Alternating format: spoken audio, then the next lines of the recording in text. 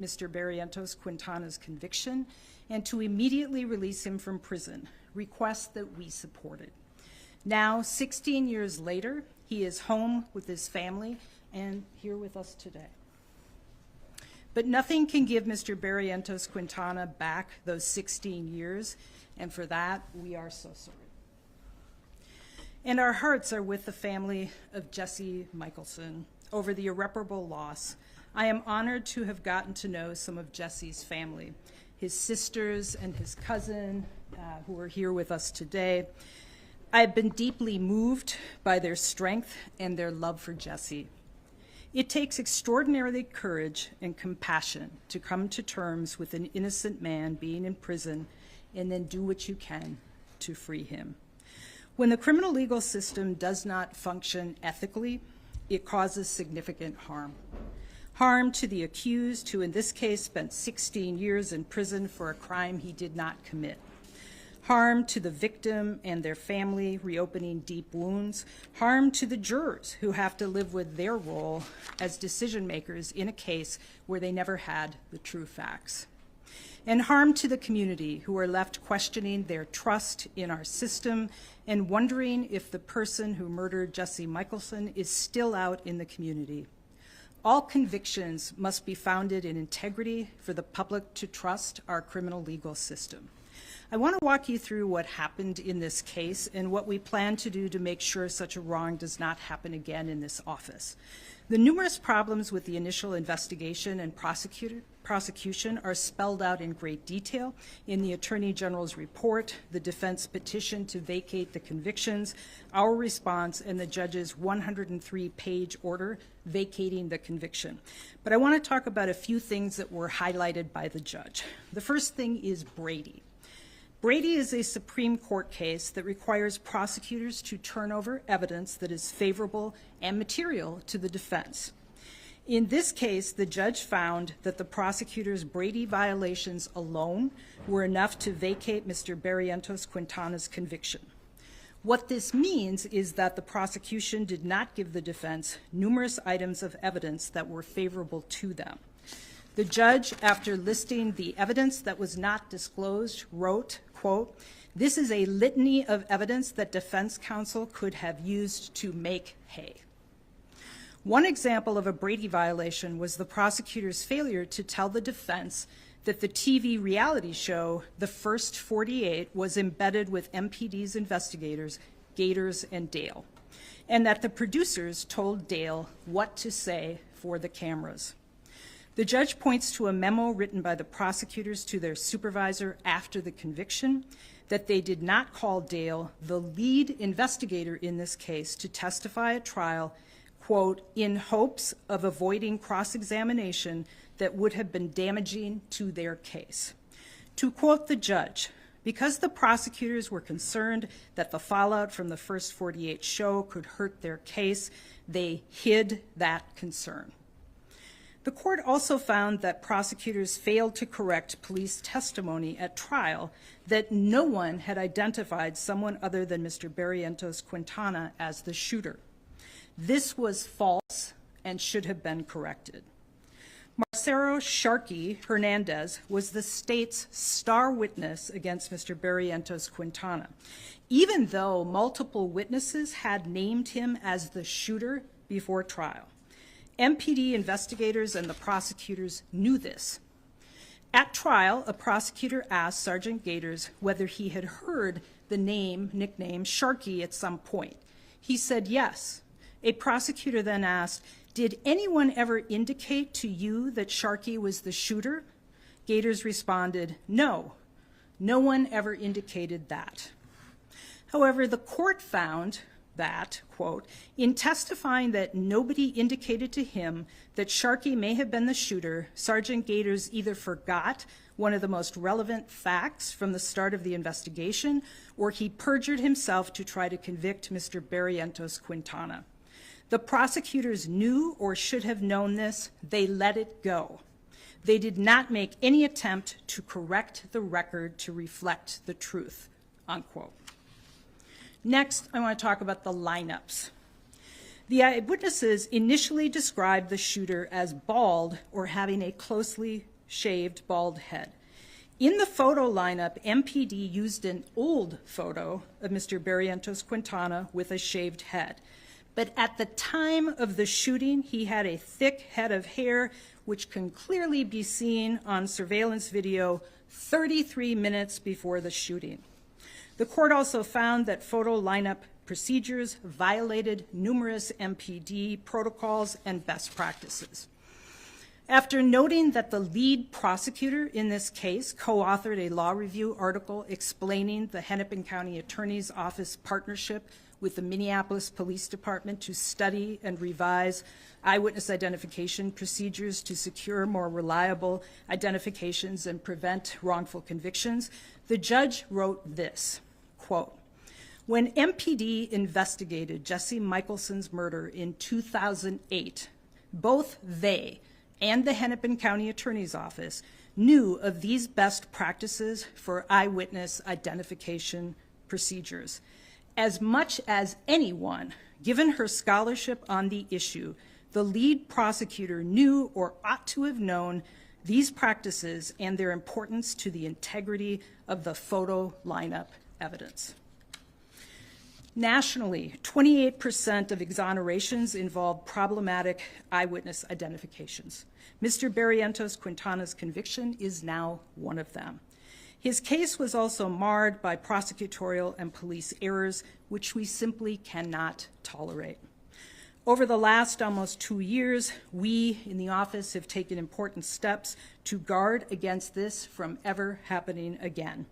In my first year in office, I prioritized the creation of a Division of Professional Standards, a new team focusing on ensuring that we are meeting our ethical and legal requirements, training our staff on best practices, ensuring the integrity of prior convictions, and other related areas. With the leadership of this new division, our office hired a national expert in eyewitness identification to conduct a series of trainings for our staff to help ensure this never happens again. She has started to work with our prosecutors to ensure that everyone is up to date on best practices. This training will empower our prosecutors to recognize flawed identifications and not repeat past mistakes. None of our prosecutors ever want to be in a position of having convicted an innocent person. We also established a conviction integrity unit to investigate criminal convictions within Hennepin County where there is a plausible claim that an innocent person was convicted or some other serious miscarriage of justice occurred. And based on the findings of those investigations, pursue relief where appropriate. At the end of his opinion, the judge directed a quote to all those involved in the prosecution of Mr. Barrientos-Quintana. It's a lengthy quote, but it ends with this. "It is as much a prosecutor's duty to refrain from improper methods calculated to produce a wrongful conviction as it is to use every legitimate means to bring about a just one. When that doesn't happen, justice requires us to undo the harms of the past, not defend them. And that is what we have tried to do in this case. I want to once again thank all of those who worked to achieve Mr. Barrientos-Quintana's release, the Great North Innocence Project, who represented Mr. Barrientos-Quintana, the Attorney General's Conviction Review Unit for a thorough and lengthy investigation, the family of Jesse Michelson, and one of the original jurors who is with us today as well, and our staff, both attorneys and non-attorneys, and community members. Thank you to everyone who recognizes the importance of righting our wrongs in attaining justice. Now I want to invite Carrie Sperling, the Director of the Conviction Review Unit.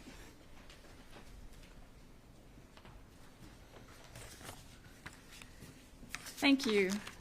I'm here on behalf of Keith Ellison and the Attorney General's office. He's unable to be here today, and he asked me to speak on his behalf and on behalf of the office. I'm reminded today of the words of Dr. Martin Luther King Jr., "Injustice anywhere is a threat to justice everywhere." Convicting the wrong person is not only an injustice to the wrongly convicted person, but also to the victims' families and their loved ones. Our community suffers too, because the true perpetrators are not brought to justice and they're free to harm others. When Attorney General Keith Ellison created the first conviction review unit in the state and the fourth statewide unit in the country, it was with this principle in mind. We know that people make mistakes. We all do. The criminal justice system makes mistakes. These mistakes sometimes slip through the cracks of our legal system, a system that leans way too heavily in favor of finality. Mr. Barrientos was harmed by a constellation of mistakes by many actors in this system, and he didn't receive justice. These mistakes also harmed Jesse Michelson's family. Needless to say, the people who carried out this senseless murder are the only beneficiaries of these mistakes. When the Conviction Review Unit recommended Mr. Barrientos' release, he became the third person to receive such a recommendation from this Conviction Review Unit when we began reviewing cases since 2021. We've received over 1,100 applications for review. We've closed over 850 of those with no recommendation of relief. The standard for relief is high, very high, and it should be. And so is the CRU's painstaking, extensive, collaborative, and transparent work that we do. We seek input from law enforcement, the county attorney's offices, the victims, and the applicant's attorneys as we review these cases and put forth the recommendations. We remain independent from the county attorney's offices, whose convictions we review, but we also work cooperatively with county attorneys. And we have to do that to complete a comprehensive investigation. The case for Mr. Barrientos' release met this very high standard for relief, and we were thankful that the Hennepin County Attorney's Office agreed with that. We're also grateful to County Attorney Moriarty for her and her team's careful attention, cooperation, and commitment to getting it right in this case. But with every exoneration, there's still work to do.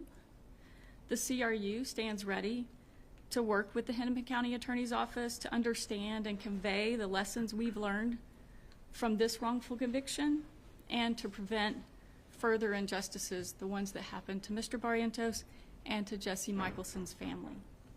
Thank you. I want to invite Julie Jonas to speak. She represents Mr. Barrientos-Quintana, and I do want to say the judge had a lot to say about the ineffective assistance of counsel in this case. That was not Ms. Jonas. She's representative after that. Well, I have to say this is such an incredible day for Edgar and for his family and for me personally. I've been working on this case for 11 years, first working with the Great North Innocence Project and now for the past 2.5 years as pro bono counsel.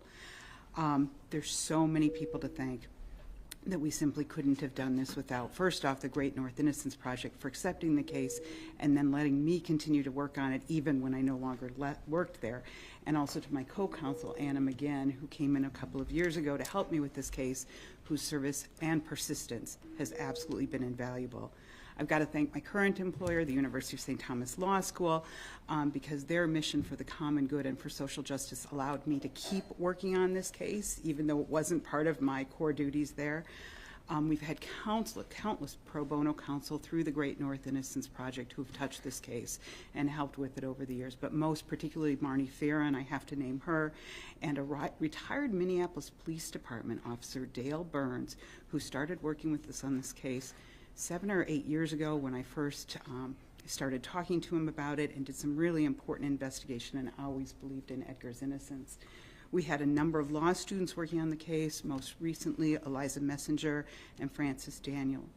But perhaps most importantly is the work of the CRU at the Attorney General's office. They did an extraordinarily thorough investigation and were able to uncover evidence in the prosecutor's file that we simply never would have had access to without them.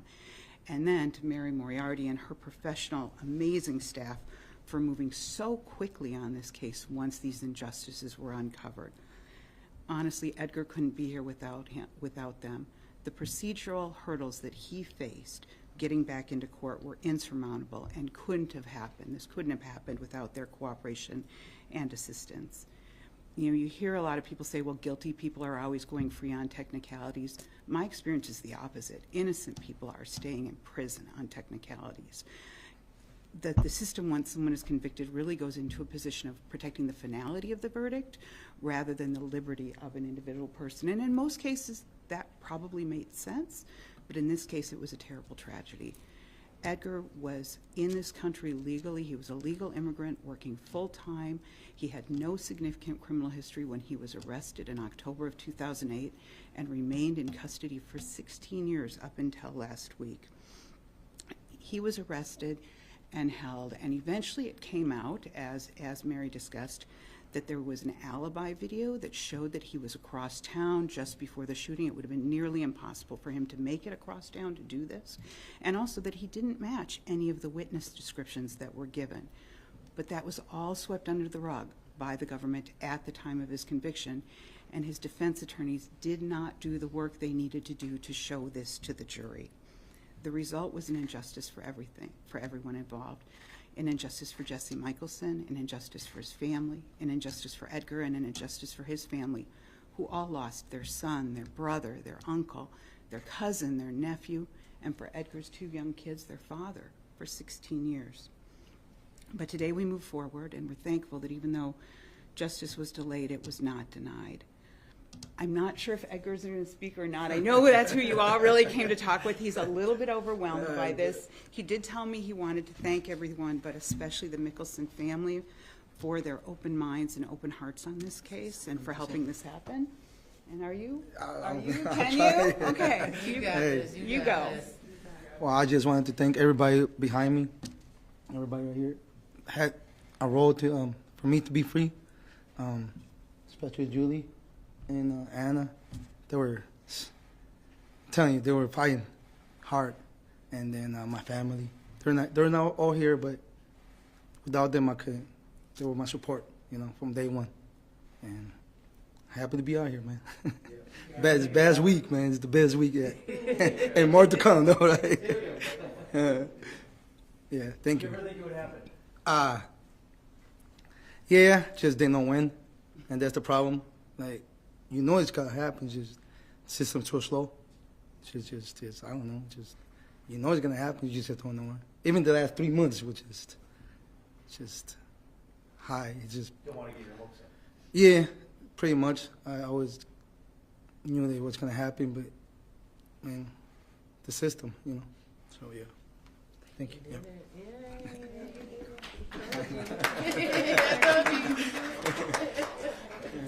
I want to invite Tina Rosebear to speak. She has been one of Edgar's biggest supporters. She is the oldest sister of Jesse Michelson. Hello, everybody. I just want to say we did it. We got justice for Edgar. We may not never get justice for my brother, but even with somebody incarcerated, it will never bring us justice because it will never bring Jesse back. From this moment forward, I hope any situation like this gets fully investigated so this never happens to anybody ever again in this situation. I just want to say I'm very grateful that Edgar, he gets to be home with his family for the holidays and you know, from this moment forward.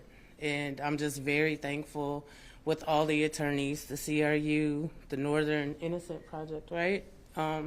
Mary Moriarty, everybody who played a part to help me and my family understand that an innocent man was wrongly convicted and help bring him justice. This moment is my justice, I can say. Not because my brother's gone, he's not coming back, but I feel like I got justice by him being released because he gets to be with his family now. And now we can try to continue to heal with the loss of my brother and all that. Everything was just ripped back open. I don't know. I just want to say we did it, and I'm thankful. And I could never be more grateful for being here right now and finally getting to meet him. And apologizing for something that wasn't my fault, but, you know, it's hard. The 16 years have been crazy, but to be incarcerated and away from family for something you didn't do is even, you know, I couldn't imagine. So I just want to say I'm very thankful for everybody that played a role, and you got this. I'm happy for you. Thank you, guys. Questions? Lou? Will you charge Sharkey with murder? Is he still alive? You know where he is, and will he be charged or investigated? The question is, will we charge Sharkey? Also, is he still alive? I don't know whether he's still alive. We are in conversations with law enforcement about whether additional investigation would yield information that would be helpful to us. It seemed like you had everyone's kind of support when it came to reviewing this. MPD did come out, though, and say they felt this was reinterpretation of old facts rather than the presentation of any new facts. Curious, just kind of from your perspective, what it's like working with them on kind of reviewing a case like this, and if you felt there was any give or take that they were admitting they could have made a mistake. I think it's important for all of us in the system to have some humility. Things happen here. People make mistakes. We would like nothing more than to work with the Minneapolis Police Department on what happened here. As I said, we have hired an expert on eyewitness identification to help our staff recognize and understand when best practices aren't being followed. So I think that there's a lot we could do together. I hope that they will take the time to look particularly at the judge's report. The judge took a great deal of time. His order is 103 pages long. He very carefully outlines what happened here. And I think from a policy perspective, I tried to outline some of the issues that were problematic. You know, I'm guessing it isn't part of MPD's policy to have a TV reality show script their investigation for them. So that's an area for improvement. We can all improve, but I think everybody in this system needs to have the humility and the courage to say when we did something wrong and move forward and try to do better in the future. And I think it's so important. You know, as I stand up here, I feel so fortunate to be with Mr. Barrientos-Quintana and Jesse's family. And we have a juror back there too. There are so many people who were harmed by what happened here. It is family members, it is jurors who are part of this decision.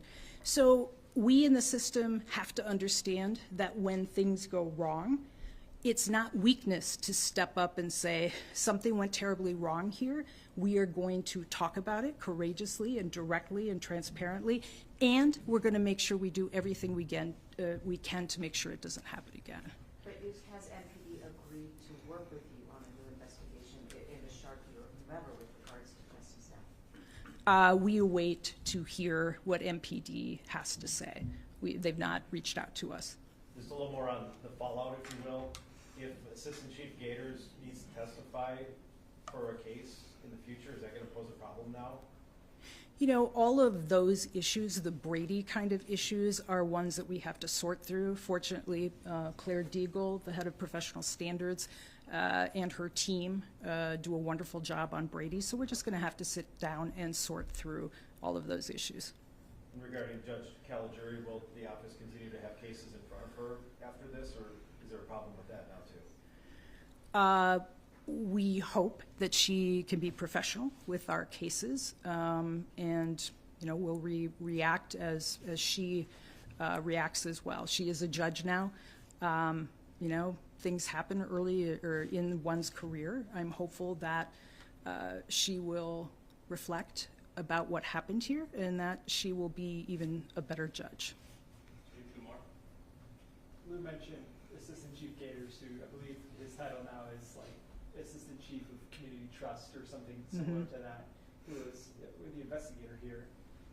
When it comes to the public's trust, you know, they see this story and say, can we trust that the system gets it right when I'm watching someone get convicted? I mean, what is your response to that of people who are now questioning, you know, the results they see when they look at what's happening in the courtroom? I think that is an inevitable reaction from people when they see something like this. And what we can do as system partners, system stakeholders, is what I said before. We have to be transparent about mistakes that happen. We have to correct them. We have to not hide behind them and let somebody like Mr. Barrientos-Quintana sit in prison after being wrongfully convicted. So we have to come forward. We have to say, this is what went wrong, and we have to put in place policies, procedures, training to make sure that this kind of thing doesn't happen again. So 16 years from now, we're not seeing an Edgar Barrientos-Quintana as a result of something that people in our office did today. So that's what I think the community must expect and should expect from all of us in the system. Maybe a question for Tina. Do you mind sharing, what was the first thing you said to Edgar when you met him for the first time face to face? I gave him a big hug and I apologized, even though he knows it's not my fault. He missed a lot of years behind being wrongfully convicted, and I just wanted to give my deepest sympathy because, I mean, I can't take that time back and it's not our fault, but I'm just glad I was able to speak up and from my point of view in understanding and knowing he's innocent. Because the beginning of this year, we didn't think that until we read through the paperwork thoroughly, and once we read through it, we understood that he should have never got convicted. So I'm just happy to be here right now and actually meet him and give him a hug and, tell him we're sorry, even though we know it's not our fault, but just he's free now. And now I can sleep peacefully knowing that he's free. And as far as the other situation, I mean, God doesn't let anything go unseen. So regardless of the situation, if the person who did it is free or if he's deceased, I don't know. But if he didn't change his life, you reap what you sow. And I mean, that's all I can say about that. I don't wish bad on anybody though, regardless of the situation. I just hope people are more aware and pay attention to their lifestyle they're living, You're welcome. Thank you. Is it over? That's it. That's it. So one thing though, there was a guy, Juan Coleman, that reached out. Come on outside. Thanks, Edgar. Thank you.